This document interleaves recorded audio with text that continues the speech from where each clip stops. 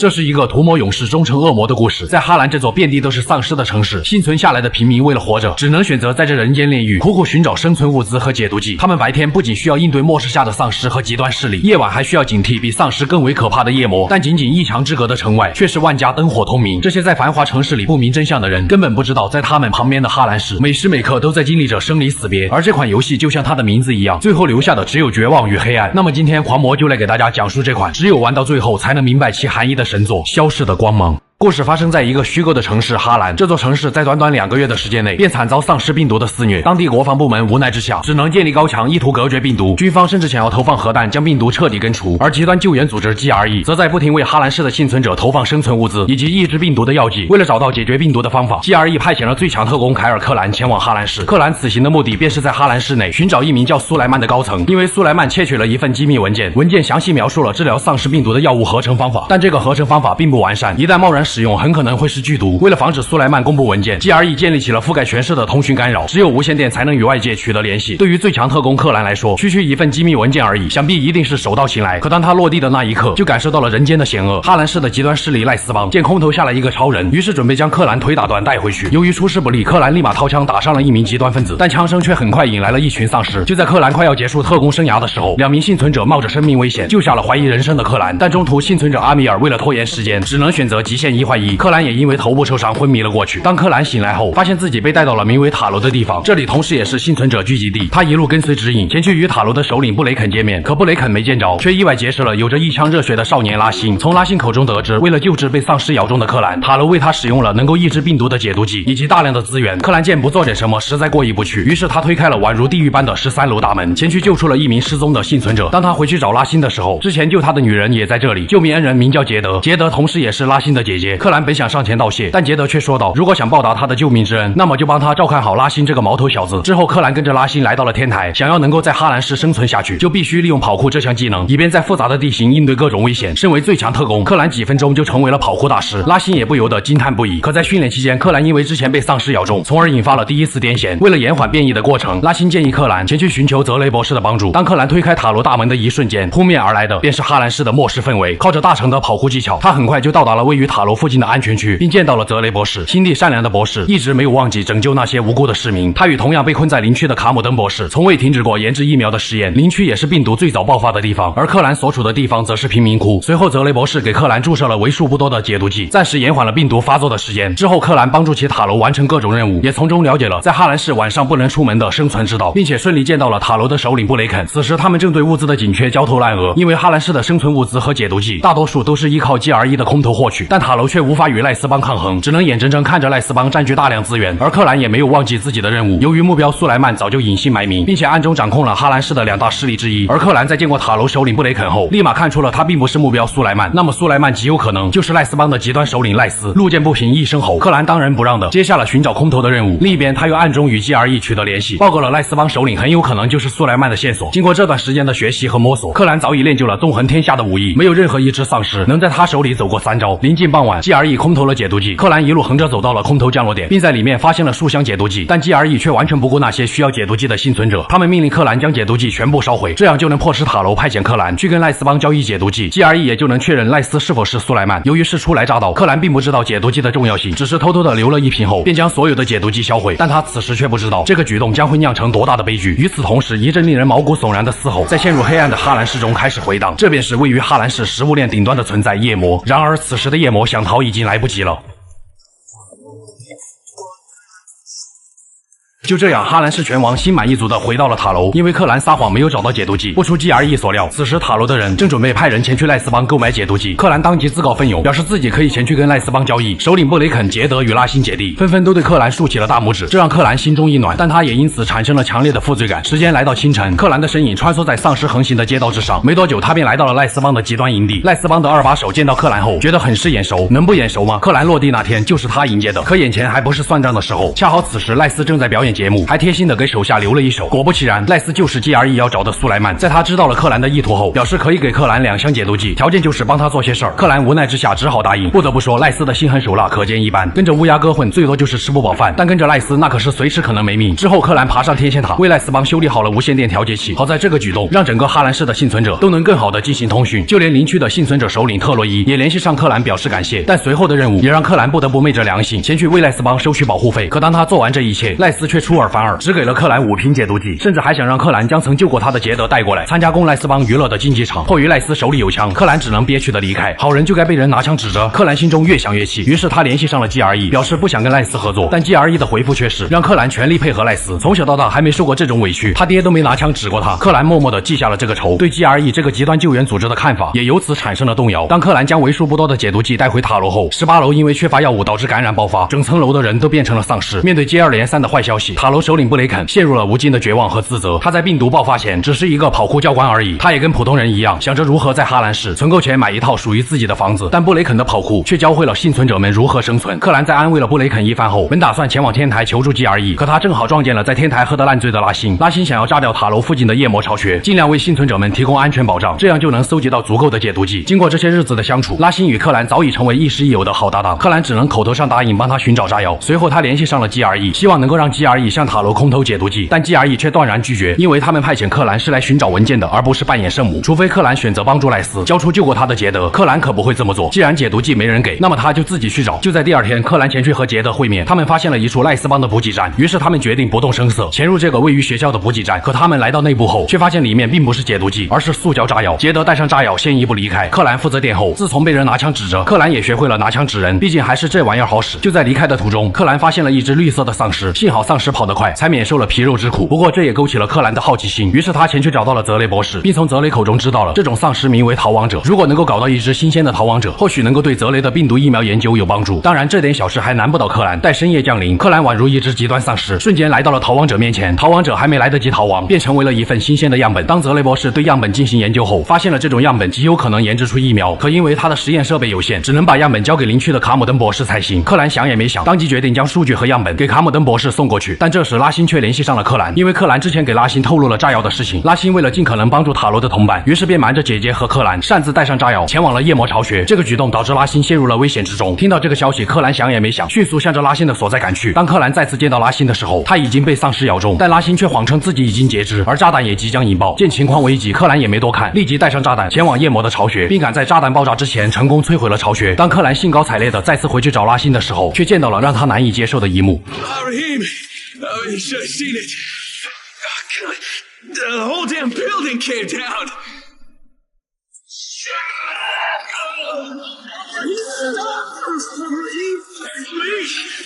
It's me, it's Christ. Jesus. Please stop.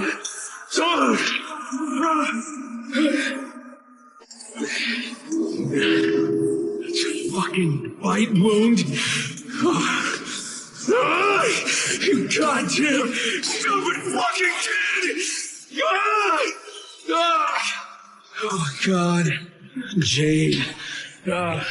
或许一开始拉辛并不待见克兰，但克兰却真的挺喜欢这个想为大家做点什么的混小子。怀着深深的悔恨与愧疚，克兰回到塔楼，对布雷肯讲述了事情的经过。可恰好杰德却听到了这件事，杰德难以接受弟弟拉辛死去的消息，于是选择暂时逃避现实。然而一波未平，一波又起。赖斯帮为了报复塔楼抢炸药的事情，于是前来绑架了泽雷博士。一边是好友刚刚死去的痛苦，一边是心系无辜市民的泽雷博士遭受无妄之灾。此时克兰心中的愤怒达到了顶点，他径直杀向了赖斯的基地。一路上无论是丧尸还是赖斯的手下，都只能在克兰毫不留情的攻击下感受1袋米扛几楼的痛苦。随着大门被踹开，克兰终于找到了泽雷博士。泽雷博士就算在自身难保的情况下，也都还在心系能够拯救市民的研究资料。他早就将资料交给了杰德，让杰德前去邻区寻找另一位博士卡姆登。就在他们准备离开的时候，却没想到这一切都是赖斯为了获取研究资料设下的圈套。于是克兰和泽雷博士被他们带往了竞技场。赖斯在竞技场放出了大量的丧尸围攻克兰，并带着手下一同观看，以满足自己病态的嗜好。面对这种小场面，克兰只是默默地跳上了观众席，悄悄地在赖斯耳边说了一句：“我要打10个。”可能是觉得太尴尬，赖斯果断扔了一把刀下去。当克兰下去查看的时候，一只巨型丧尸冲了出来，可巨型丧尸在克兰的面前也只是拖延时间罢了。在见识到克兰的实力后，赖斯当着他的面向全世界公开了机密文件，并向克兰讲述了关于 GRE 的真相。原来从一开始 ，GRE 想找的机密文件并不是所谓的疫苗合成方法，而是如何将病毒武器化。他们关心的只有利益，并不是拯救无辜的生命。听到这个消息的克兰，愤怒再次达到了顶点。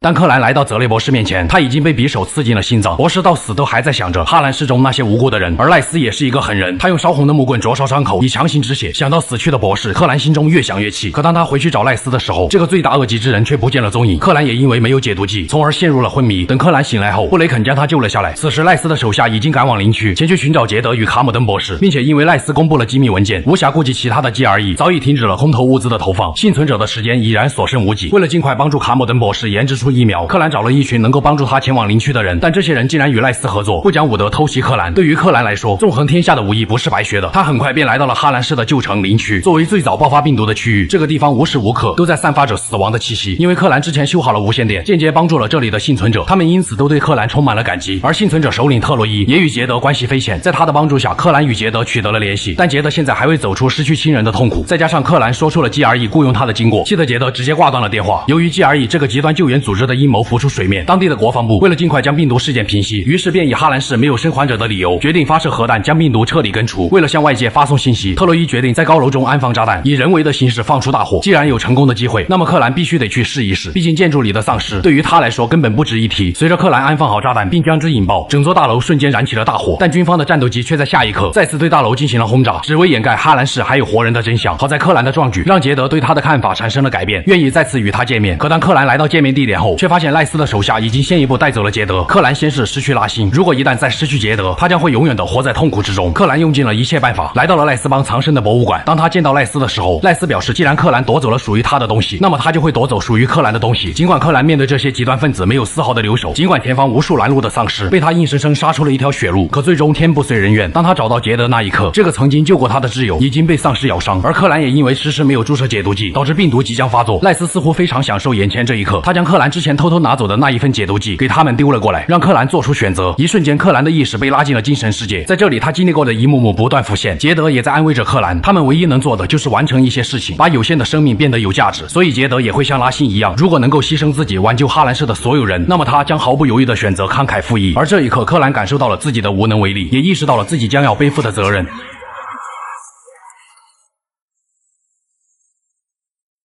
就这样，克兰又一次眼睁睁看着挚友在自己面前变成了丧尸。随着他对挚友的道别，这位曾经的特工在哈兰市亲手扭断了一对姐弟的脖子。那么接下来迎接赖斯的将会是克兰不死不休的追击。尽管赖斯派出了手下的二把手，但对于风系技能全开的克兰来说，这个所谓的二把手也只配被克兰送进地狱。为了贯彻杰德和拉辛姐弟二人的信念，克兰决定不惜一切代价，也要阻止军方向哈兰市投放核弹。他先是在特洛伊那里取得了信号放大器，接下来便是在倾盆大雨的洗礼下，向着只有他自己才能攀上的信号塔不断前进。终于，克兰赶在军方投下核弹的前一刻，向外界公布了哈兰市还有幸存者。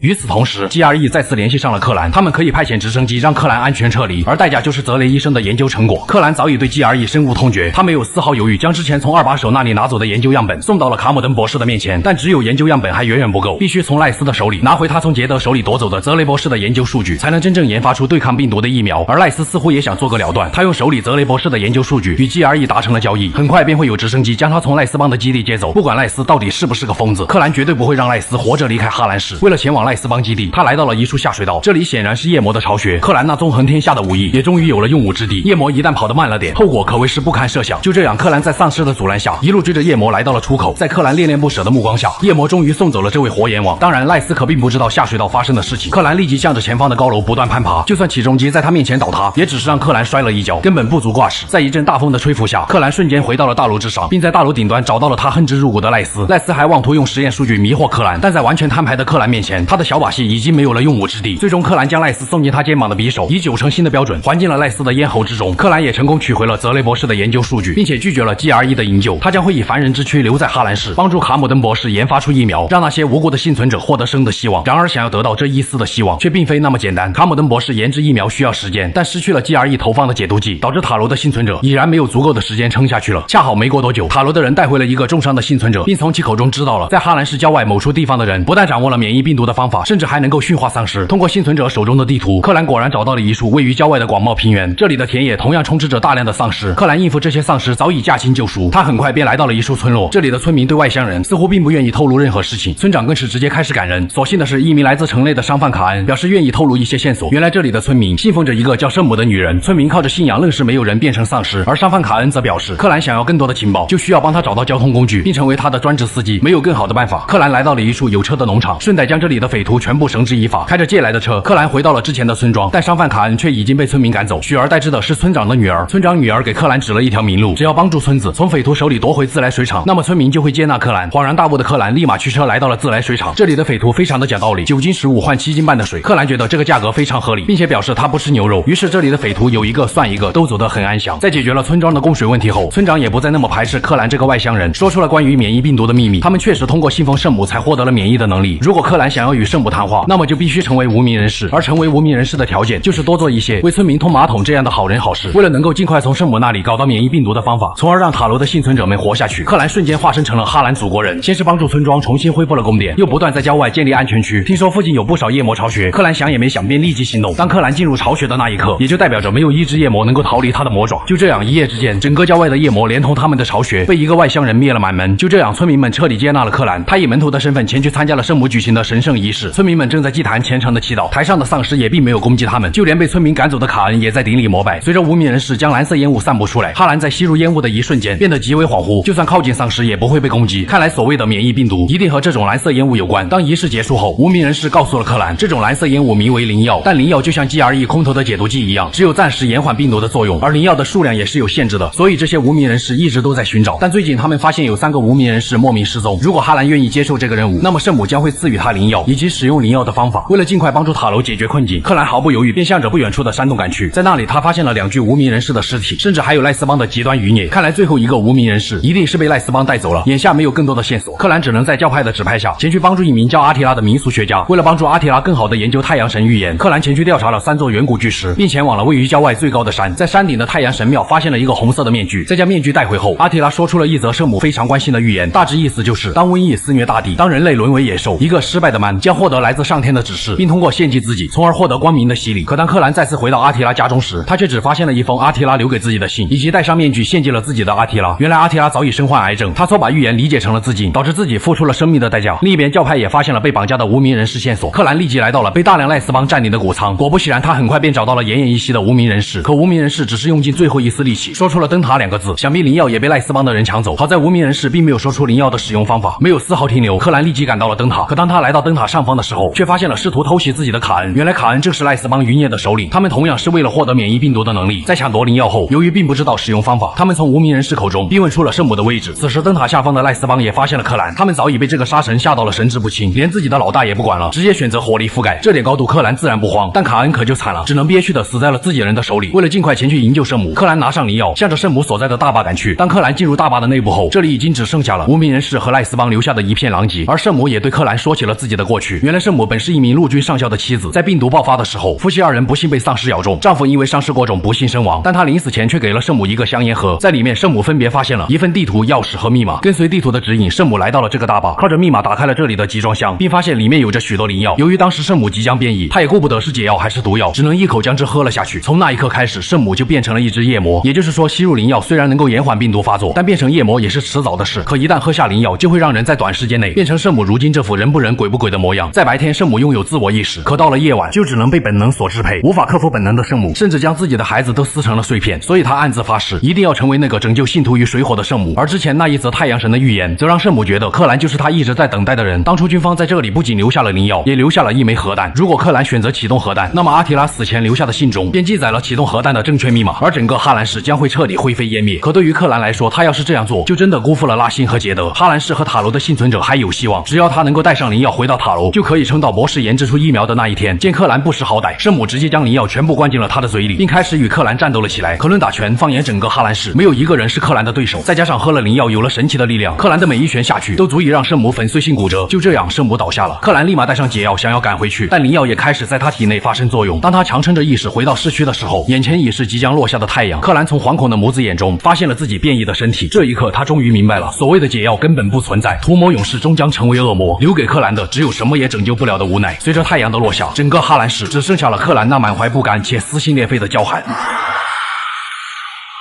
我是修边狂魔，咱们下期再见。如果说消失的光芒是一款在玩家通关后才能明白其含义的神作，那么在消光2中，当主角第一次看见夜魔的时候，他感受到的就已经不是消失的光芒了，而是消失的太阳。当然，游戏中的极端夜魔让玩家们受到惊吓也属于正常。好在拉万这个非常有个性的女人，则让玩家们幼小的心灵感受到了一丝慰藉，玩家这才得以能够正常体验这款游戏。那么借这个机会，狂魔就来给大家继续讲述这款因审美而被玩家低估的佳作《消失的光芒2：人与人之战》。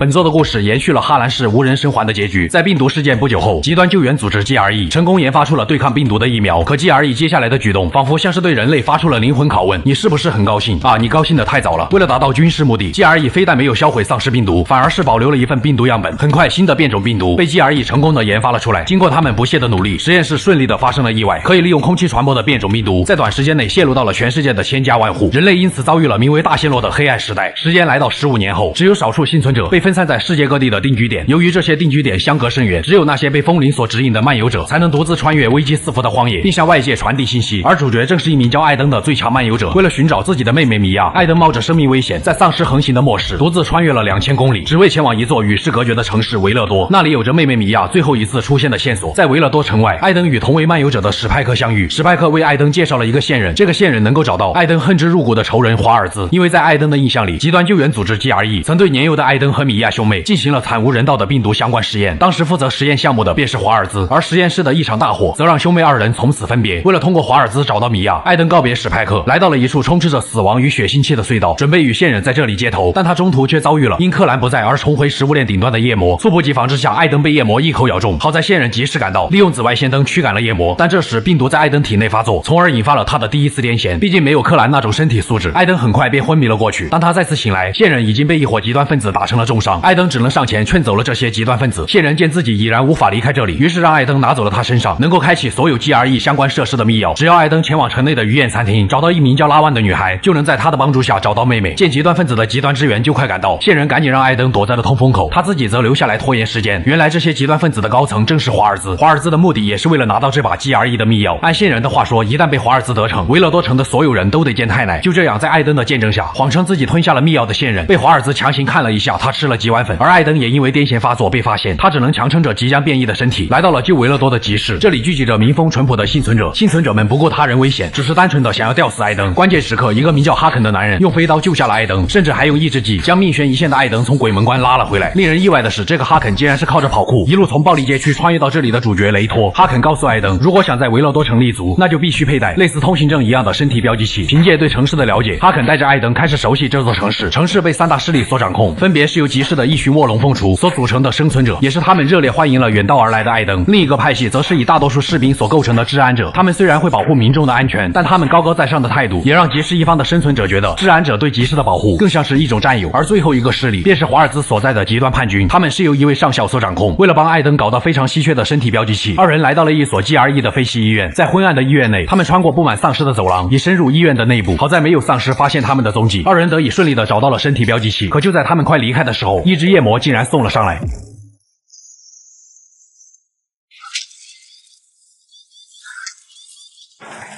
看见这一幕的其他夜魔也不免退缩，再加上惧怕阳光和紫外线，才让他们避免了杀身之祸。艾登也在哈肯的帮助下，终于有了身体标记器。但哈肯这种精明的人，也不会无缘无故帮助一个陌生人。他之所以帮助艾登，是因为他想离开维勒多，前往海边生活。而艾登作为一名漫游者，肯定知道如何在荒野求生。想到哈肯救过自己，也在帮助自己寻找妹妹，二人也就此达成了合作。按照线人的指示，艾登想要找到妹妹，就必须前往市中心的鱼宴餐厅寻求拉万的帮助。而想要前往市中心，就得从旧维勒多穿过治安者把守的地铁隧道，抱着试一试的心态，害。哈肯在当晚负责吸引治安者的注意，艾登则悄悄地穿越隧道。但意外的是，艾登还是被治安者发现了，并被他们带到了审讯室。同样是看中了艾登漫游者的身份，治安者指挥官艾特尔要求艾登帮忙找出杀死上一任指挥官的凶手。只要艾登能够做到，指挥官艾特尔就可以让他第一个通过隧道前往市中心。人在屋檐下，艾登只能接受合作。根据上一任指挥官死在集市的线索，艾登前去找到了集市首领卡尔以及二把手苏菲。相比于之前想要吊死艾登的态度，他们人还怪好嘞，让艾登别往心里去。为了博取集市的信任，从而追查凶手，艾登做起了各种打杂任务。但这些将自己视为弱势群体的集市人，却在艾登帮他们做事的时候，要么想要将他卖给土匪，要么就是想要让他帮忙隐瞒自己犯罪的事实。更为可气的是，艾登为了救出苏菲的弟弟巴尼，不惜冒着生命危险前往了暗区，还得由着巴尼的性格去救他的同伴。可同伴却已回天乏术。期间，集市的人遭到了土匪抢劫。当艾登赶到的时候，就连集市首领卡尔也被土匪抓获。事情过后，巴尼非但没有一声感谢，还嫌弃艾登这个最强漫游者跑得太慢。而伏地魔苏菲给出的解释则是，巴尼有他的原因，他还是个孩子。看在苏菲的面子上，艾登还是前往了土匪营地，救出了集市首领卡尔。由于治安者怀疑苏菲和巴尼姐弟很可能就是杀害上一任指挥官的凶手，于是治安者便前往了巴尼的藏身处，想要将他们带回去审问。艾登为了避免发生冲突，不顾哈肯的劝阻前往了藏身处。可中途艾登与指挥官艾特尔联络，被巴尼撞了个正着。不知道为什么，巴尼就是看艾登不顺眼，纵使艾登为他们做了那么多，巴尼也丝毫不给艾登解释的机会，直接认定了艾登就是将治安者带来的叛徒。对于这种说翻脸就翻脸的行为，艾登也不打算惯着了。他回到治安者基地与艾特尔碰面。艾特尔为了逼迫集市配合调查，决定夺取水塔的控制权。只要谁夺下旧维勒多唯一的水源，也就等于控制了整个旧维勒多。想到集市那群不识好歹的货色，艾登立马接下了这个任务。依靠敏捷的身手，艾登悄无声息地夺下了水塔，并毫不犹豫地将水塔控制权交给了治安者。这也意味着集市的生存者将会走向落寞。由于水塔被夺取，艾登得以顺利地来到巴尼的藏身处。果不其然，他在这里发现了上一任指挥官被割下的纹身。恰好巴尼此时也赶了回来，既然人赃俱获，艾登也不想听他解释了，当即不由分说便开始拿人。巴尼完全没有丝毫反抗的余地，当场就被艾登所抓获。相比于苏菲姐弟的理所当然，指挥官艾特尔则就事论事。如今艾登帮他们找到了凶手，治安者自然就信守承诺，立马安排艾登与哈肯进入地下隧道。本以为可以顺利的前往市中心，但中途却因为断电导致二人被分开。艾登只能将重要的 GRE 密钥交给哈肯，以便他重启 GRE 相关设施的电源。但哈肯却迟迟没能找到办法。就在艾登陷入绝望的时候，治安者指挥官艾特尔派遣了手下的安德森前来帮助他们。原来是气急败坏的集市炸毁了风车，导致整个地铁站电力瘫痪。随后安德森给了艾登一颗炸弹，这才让艾登得以炸出一条离开这里的出口。当艾登好不容易离开隧道，恰好撞见了被集市救出来的巴尼。天堂有路他不走，这一次艾登可不会跟他讲道理了，而是跟他讲起了物理。在将巴尼绳之以法后，艾登却得知安德森被困在了隧道之中。想到这个曾救过自己的士兵，艾登毫不犹豫地赶到了隧道上方，并重启了隧道电源。可终究还是晚了一步，因为长时间缺乏阳光和紫外线照射，导致安德森在电梯里变成了丧尸。可以想象他当时是多么的绝望，强忍内心的悲痛。艾登唯一能做的就只有帮助安德森彻底解脱。事情过后，艾登再次与哈肯会合，准备另外寻找前往市中心的方法。可这时一发冷箭却射中了哈肯。就在艾登为哈肯检查伤势的时候，竟然发现哈肯的身上赫然有着被上一任指挥官的武器所造成的伤痕。真正的凶手并不是巴尼，而是哈肯。见事已至此，哈肯索性也就供认不讳。原来正是华尔兹命令他杀掉指挥官，而嫁祸给集市也是哈肯为了自保，从而让自己能够顺利离开城市。见哈肯竟然为华尔兹做事，艾登立马从他那里逼问出了华尔兹的下落。华尔兹此时就在一所汽车工厂内，于是艾登重新拿回了 GRE 密钥。毕竟哈肯还是救过自己，艾登选择饶他一命。二人之间的恩怨也算是两清。当务之急是需要先搞定那个放冷箭的杀手。见杀手在对面楼顶，只想尽快结束这一切的艾登当即施展轻功，瞬间来到了杀手的身后。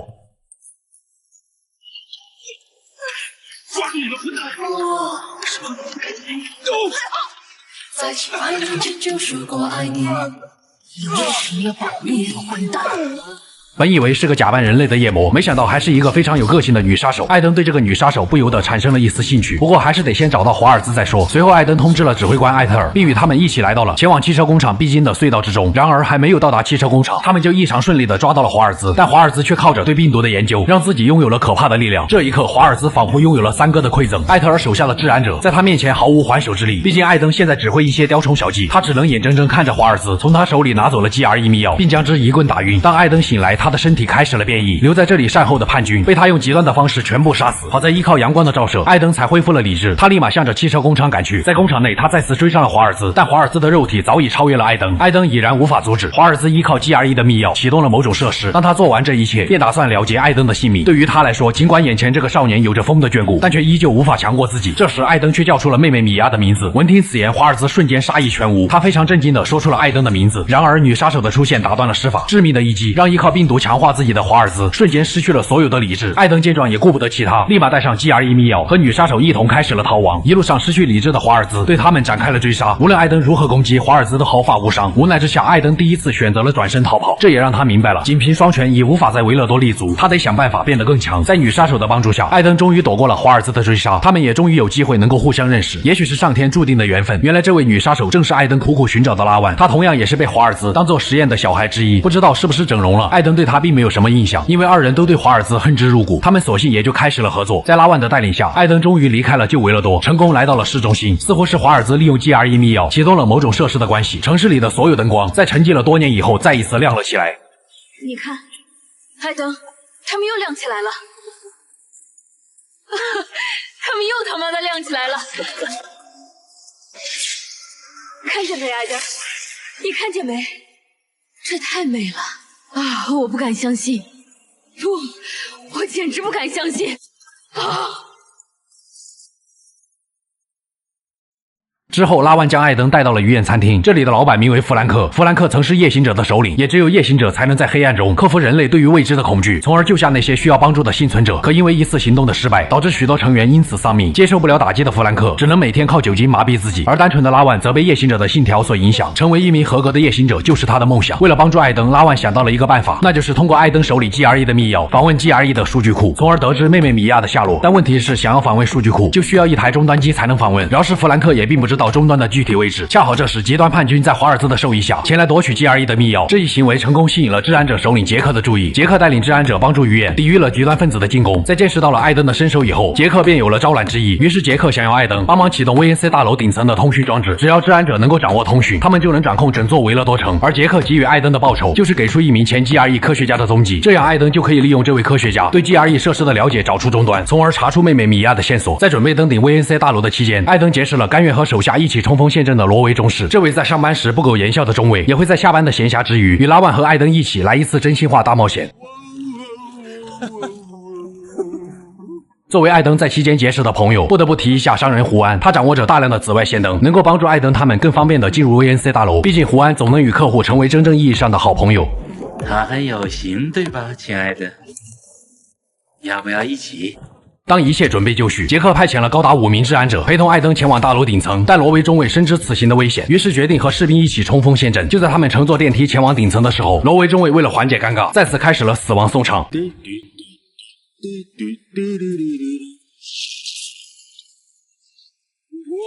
得徒步前进。你们在哪层？30层。那你们还得爬50层才能到塔顶。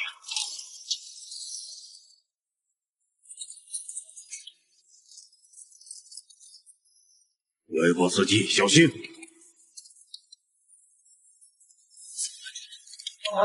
外国司机！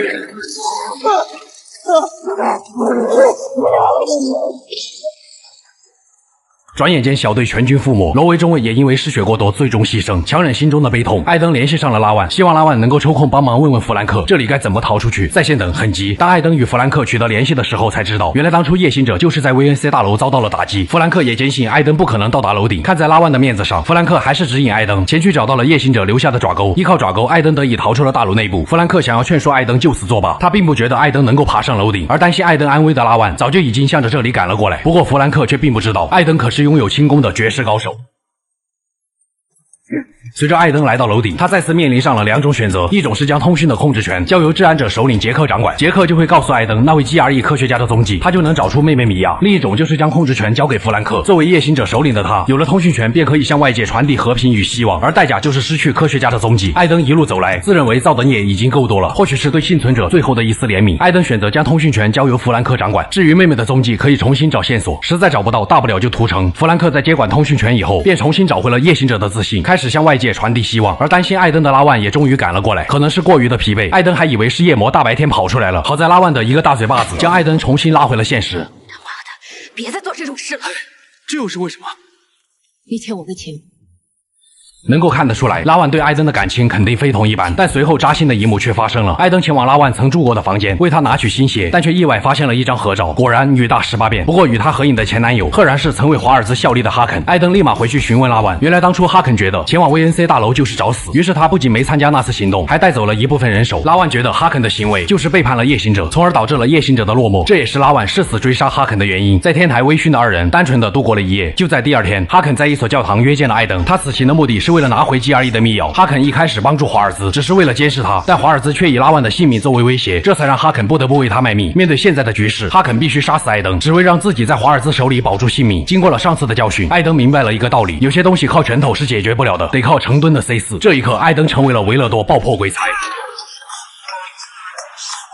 随着硝烟散尽，哈肯被炸得东一块西一块。本以为就这样结束的艾登正准备离开教堂，但下一刻却发生了可怕的一幕，哈肯竟然完好无损地爬了过来。艾登见状，只能放下了 C4，准备开始进行超度，但拉万却在此时赶到了这里。艾登索性也就让拉万自己看着办。没想到的是，拉万竟然来真的，直接一发弩箭物理超度了哈肯。但哈肯的死却并没有让拉万心里好受一些。就在局面陷入尴尬的时候，事情却迎来了转机。弗兰克成功联系上了那位 GRE 科学家，并安排了他与艾登在旧城区的集市教堂附近见面。当艾登再次回到集市教堂的时候，这里早已被治安者袭击，大部分集市人在抵抗中失去了生命，而侥幸存活下来的苏菲也彻底丧失了斗志。艾登最后在天文台找到了 GRE 科学家维罗妮卡，在维罗妮卡的带领下，他们终于在天文台发现了终端机，可上面的记录并没有米娅。关于艾登的记录，则是他的身体超过了平均值的耐受力，或许这也是他异于常人的原因。而当初华尔兹对他们进行实验的地方，是一个名为 X13的设施，并且就在华尔兹启动全程电源的时候 ，GRE 的故障安保协议也在暂停多年以后被一同启动。这也意味着市中心将会遭受导弹的袭击。华尔兹的目的似乎就是为了重启当初在 X13的实验。随后，艾登立马通知了弗兰克，并与维罗妮卡向着设施外赶去，但华尔兹却出现在了这里。为了拿取 GRE 的密钥，华尔兹已经失去了耐心，艾登完全无法近身，他只能依靠敏捷的身法，不断在华尔兹身上安装 C4。随着艾登按下按钮，恐怖的威力瞬间蔓延开来。或许是因为爆炸的波及，艾登不受控制的再次开始变异，但华尔兹却依旧毫发无伤。维罗妮卡本想上前帮忙，可此时的艾登因为变异兽性大发。当他再次恢复理智的时候，维罗妮卡只剩下了残破不全的身躯。华尔兹也从他身上拿走了 GRE 的密钥，而导弹袭击也逐步开始了对市中心的轰炸。幸运的是，拉万很快便从废墟中将艾登救了出来。由于轰炸将会导致整座城市变成废墟，于是极端叛军的首领威廉姆斯上校准备约见弗兰克与治安者首领杰克，大家一起商讨对策。当初就是极端上校阻止了轰炸，所以弗兰克和杰克也准备乘坐叛军的车前往他们的要塞。可一发弩箭却射向了弗兰克，见叛军的车辆已经逃走，为了搞清楚事情的真相，艾登只能将弗兰克交由杰克照顾。他立即向着叛军的车辆追去。此时的艾登也不再留手，他当即施展轻功，一瞬间便来到了叛军车辆的藏身处。当他拉开车门的时候，司机人都傻了。不过艾登现在赶时间，只是威胁司机将他带进叛军的要塞，而司机也说了一番感人肺腑的话。到底发生了什么呀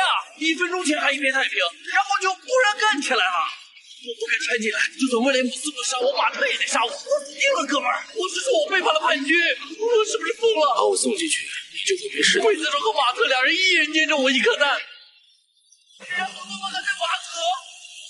很快，在司机的带领下，艾登顺利进入要塞。看在司机挺幽默的份上，艾登赏了他一颗 C4。随后，他一路向着要塞内部杀去。而中途，杰克也告知了艾登，弗兰克还是没能坚持下来。意外的是，极端上校在见到艾登并得知弗兰克被害以后，显得非常意外。他表示自己并没有派人暗杀弗兰克，并且他在11年前阻止了导弹，现在也还在想办法阻止。他根本没有杀弗兰克的理由。看来一定是华尔兹在从中作梗。艾登琢磨了一下，选择相信上校。但治安者首领杰克却不干了，立马对艾登和上校撂下狠话。然而这些都无所谓了，上校立马安排人手将艾登送往华尔兹所在的 X13设施。可在路上，杰克却带领治安者拦住了去路，因为弗兰克这段时间的广播让曾经的夜行者们重新找回了信心。关键时刻，夜行者赶到了这里，并且说出了刺杀弗兰克的正是杰克。杰克早已被复仇蒙蔽了双眼，听到这个消息的治安者们当场剥夺了杰克首领的资格，艾登也得以继续前进。就在他赶到设施的时候，拉万却追了上来，他想要与艾登一起行动，毕竟华尔兹也是他最痛恨的人。艾登拗不过拉万，只能让他与自己一同行动。当他们进入设施内部的时候，才发现了华尔兹的阴谋。原来华尔兹在这里囤积了大量的物资，看来他早就知道重启这里的实验，也就意味着导弹将会把维勒多夷为平地，而这里就如同方舟一样，能够让他依靠这些物资苟活一辈子。中途拉万为了保护艾登不幸受伤，接下来的路只能由艾登独自前行。随着向内部深入，艾登发现这里果然就是当初对他们进行实验的场所，而华尔兹也抱着妹妹米娅出现在了前方。艾登见状立马冲了上去，或许是想做个了断。华尔兹先是安置好了米娅，随后向艾登说出了所有事情的真相。原来华尔兹是米娅的父亲，米娅也不是艾登的妹妹，他们只是很好的玩伴。因为当时米娅感染病毒，只有艾登独特的体质才能帮助华尔兹研制出解药。药。艾登为了救米娅也是举双手赞成的，但当初丧尸病毒传播实在太快，再加上一把大火，导致实验被中断。华尔兹这些年一直在想办法救米娅，也就是说很可能是药物的作用导致了艾登记忆错乱。但如今导弹轰炸也随着 X13设施重启被一同启动，如果阻止导弹轰炸，那么 X13设施也会关闭，米娅也将随之死去。就这样，一个只想拯救城市的漫游者与一个只想救回女儿的父亲战斗在了一起。吸取了上次的教训，爆破鬼才艾登直接在华尔兹身上安装了更多的 C4， 按下按钮的一瞬间，爆炸威力足以气化周围的一切，但华尔兹仅仅只是被炸成了重伤。艾登此时也控制不了自己的变异了，双方最后还是全靠肉体的强横战斗在了一起，最终艾登还是将华尔兹打败了。此时虚弱的米娅出现在了二人的面前。你已经努力了很多年，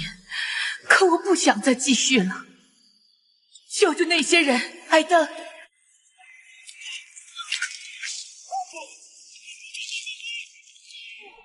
随着密药被化学药剂吞没，艾登只能先安置好米娅，并将这一切告知了拉万。如今阻止导弹的唯一方法，便是拉万前去手动引爆炸药。如果阻止拉万引爆炸药，城市里的所有人都将遭受无妄之灾，那么艾登一切的努力也都会白费。拉万和米娅也不想看到这一幕，于是艾登赶紧抱上米娅，向着设施外逃去，并赶在拉万引爆炸药的前一刻成功逃了出去。米娅也因为失去了医疗设施，在他最后看了一眼天边的夕阳后，便结束了自己痛苦的一生。而避免了导弹轰炸的维勒多，也在夜行者的帮助下重新恢复了稳定的秩序，每一位幸存者都能受到妥善的安置。至于艾登，则因为随时可能变异的身体，毅然选择了独自踏上未知的旅程。如果当初艾登前去阻止拉万，那么拉万就会与他一同踏上旅程。为什么不去呢？因为在 CG 里的拉万长得跟夜魔似的，所以一切美好的回忆就让他留在这座城市吧。想必能够看到这里的观众，应该是喜欢狂魔视频的朋友。狂魔在这里说几句题外话吧。最近更新比较慢的原因，主要还是因为这两部消光的剧情和流程都比较长，所以耗费了挺多的时间。还有就是很多喜欢看我解说的观众都在等 COD 还没解说的另外几部。狂魔其实也挺想做的，但是我的视频都是多个主流平台一起发，恰好剩下的那几部 COD 又比较特殊，所以只能再观望一下。最后就是感谢各位粉丝一直以来的陪伴和支持。狂魔也是做游戏解说有2年了，在短视频平台也刚好有1年的时间，也不知道各位是从什么时候开始关注我的。不过话说回来，每次看到你们在视频里留下的弹幕和评论，我都会在电脑面前一个人偷偷的傻乐。或许正是因为你们在视频里留下的足迹，才让我有了做视频的动力。真的非常感谢各位。还有就是私信确实挺多的，我只能尽量去回复，主要是自己也得处理一些日常的事情，剩下的时间都是在做视频了，只能对各位说声抱歉。哦对了，蝙蝠侠我还没忘呢，各位放心，一定会补上的。我是修片狂魔，咱们下期再见。